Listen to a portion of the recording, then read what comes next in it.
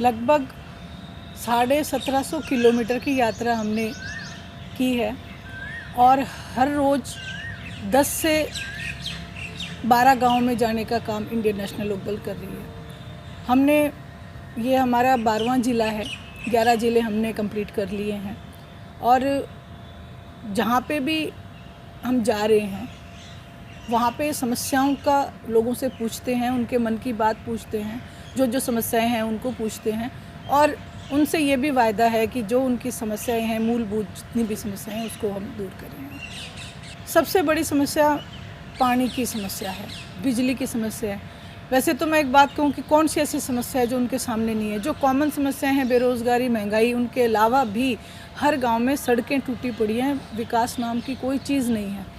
और वहीं जो वाटर वर्क्स हैं उनमें गंदा पानी इकट्ठा हुआ पड़ा है और जो गांव के जो जोड़ मैं जिनको कहूँगी उनमें गंदगी और इतनी स्मेल है कि लोग बीमार हो सकते हैं इन सब चीज़ों से। तो ये बहुत बड़ी समस्याएं हैं जो गांव में देखने को मिल रही हैं। देखिए, अभय सिंह जी चौटाला जब जंतर मंतर पे गए थे, उन्होंने वो वायदा करके आए हैं कि जो खाप पंचायतें, जो महिला बैठी हैं, जो उनका फेडरेशन, जो भी महिला पहलवान जो हैं, वो जो भी निर्णय लेंगे हम उनके साथ हैं। इंडियन नेशनल लोकदल अपने हरियाणा प्रदेश की बेटियों के साथ वचनबद्ध है कि हम अपनी बेटियों के साथ कभी भी अन्याय नहीं होने देंगे। हम जो अन्याय कर रहे हैं उन लोगों के खिलाफ लड़ाई लड़ेंगे। हर चीज़ में परिवर्तन होना बड़ा अनिवार्य सा हो गया है, क्योंकि जो महंगाई है उसमें परिवर्तन होना चाहिए, राहत मिलनी चाहिए। जो बेरोज़गारी है उसमें परिवर्तन होना चाहिए, नौजवानों को रोज़गार मिलना चाहिए। जो बुज़ुर्ग लोग हैं जिनकी पेंशन कट रही है, जो आज आंसू, जो मैं कहूँ कि मैं उनके आंसू देखती हूँ तो यूँ लगता है कि वो दादाजी को इस तरीके से याद करते हैं कि जैसे वो हमारे भगवान थे जो आज हमारे से कहीं छूट गए हैं। तो उसमें भी परिवर्तन लाना चाहते हैं और विकास के लिए जो गांव की सड़कें चौधरी ओम प्रकाश जी चौटाला ने बनवाई, उसके बाद उनके ऊपर कारी लगाने तक का काम मौजूदा सरकारों ने नहीं किया। इसलिए तमाम चीज़ों में परिवर्तन करना चाहते हैं और निश्चित रूप से परिवर्तन होगा। हर जगह परिवर्तन होता जा रहा है।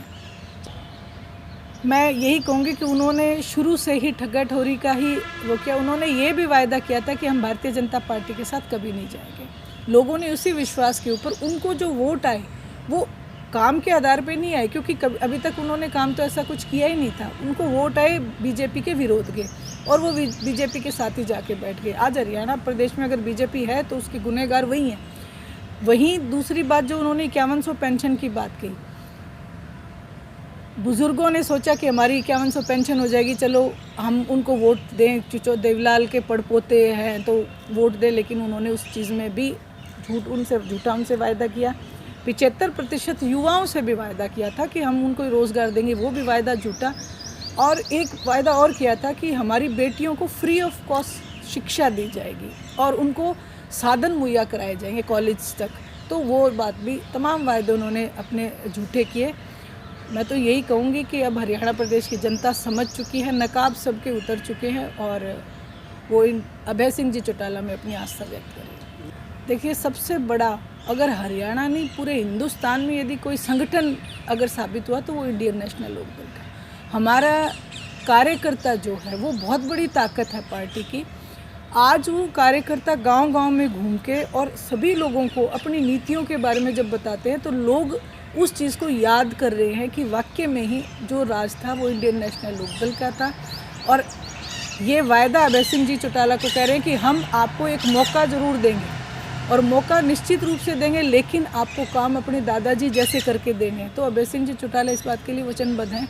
जैसा कि उनके लिए एक बात बड़ी फेमस है हरियाणा में कि अभय ही सत्य है, वो झूठ नहीं बोलते। देखिए, कभी भी संघर्ष जो है व्यर्थ नहीं जाता और अभय सिंह जी चौटाला ने तो उस समय पार्टी में संघर्ष करना शुरू किया जिस समय लोग ये कहते थे कि INLD हो जाएगी। एक थी INLD, आज तमाम पार्टियां उस पायदान पे खड़ी हैं कि सब एक थी होने वाली हैं। आज अगर कांग्रेस के भी अगर मैं बात करूं, जिक्र करूं, तो हरियाणा प्रदेश में जो कांग्रेस है उसको जब भी कोई पत्रकार मुझसे पूछते हैं तो वो भूपेंद्र सिंह जी हुड्डा का लेके ही पूछते हैं। लेकिन आज सबसे बड़े अगर कोई कांग्रेस को ख़त्म करने की तरफ अगर लेके जा रहे हैं तो भूपेंद्र सिंह जी हुड्डा हैं, क्योंकि वो ऐसी राजनीति करते हैं जो अपनी जो तमाम जो लीडर्स हैं उनको उनके पांव काटते चले जा रहे हैं। वहीं जो जेजेपी का अगर मैं बात करूं तो वो तो एक थी हो ही चुकी है, क्योंकि उसका विलय ही बीजेपी में हो चुका है। और भारतीय जनता पार्टी ने स्वयं की जो नीतियां हैं, उनके पास कोई नीति नहीं है एक्चुअली, सिवाय जात पात के ऊपर जो वो लड़ाती हैं उसी में वो अपने आप ख़त्म होती चली जा रही है। तो ऐसे में विकल्प अगर कोई है लोगों के पास तो वो इंडियन नेशनल लोकदल है। निश्चित रूप से ऐसा कुछ बात नहीं, क्योंकि सेंटर में जो है कांग्रेस, मैंने अभी आपसे सबसे पहले यही बात की कि आप हरियाणा प्रदेश में कांग्रेस का जिक्र कम करते हैं, भूपेंद्र सिंह जी हुड्डा को ही कांग्रेस मान रहे हैं लोग। ऐसे में मैं ये बात, इसीलिए मैंने ये बात सबसे पहले बोली, क्योंकि सेंटर में विपक्ष एक होने जा रहा है और तीसरा मोर्चे का गठन होने जा रहा है, तो हरियाणा प्रदेश भी उससे अछूता नहीं रहेगा, क्योंकि ओम प्रकाश जी चौटाला ने सबसे पहले फतेहाबाद की रैली में इस बात को साबित किया कि तीसरा मोर्चे का गठन होगा। देखिए, तलवंडी राणा में मैं भी गई थी, 2 बार मैं गई हूँ धरने पे। अभय सिंह जी चौटाला ने बड़ी दबंगता से उनकी आवाज़ भी उठाई है, और मेरा मायका भी उसी रोड पे है, क्योंकि हमारी बचपन की यादें भी उस रास्ते से जुड़ी हैं। मैं यही कहूँगी कि जब परिवर्तन होगा तो निश्चित तौर पे उनको ये रास्ता हम दिला पाएंगे, और अभी हम उसके लिए संघर्ष में उनके साथ हैं।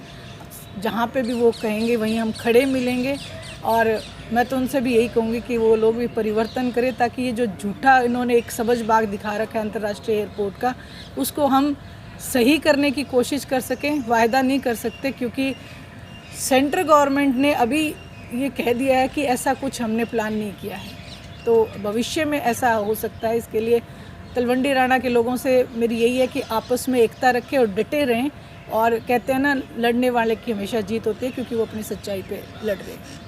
देखिए, इंडियन नेशनल लोकदल जनता के बीच में हमेशा है, चाहे वो पक्ष में हो चाहे वो विपक्ष में हो।